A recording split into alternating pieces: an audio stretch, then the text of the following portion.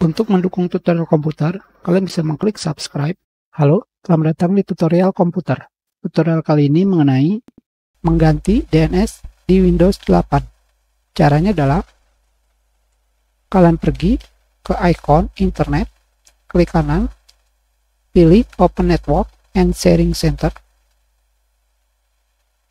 Selanjutnya kalian pilih Adapter Setting.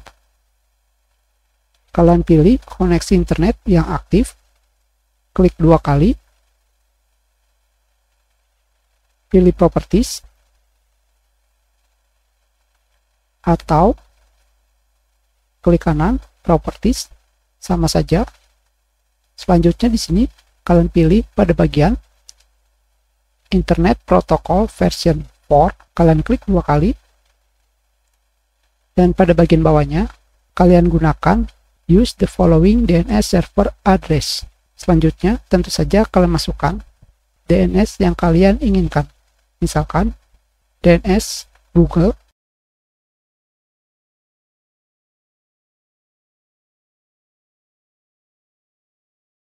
Seperti ini. Kita sudahi, terima kasih.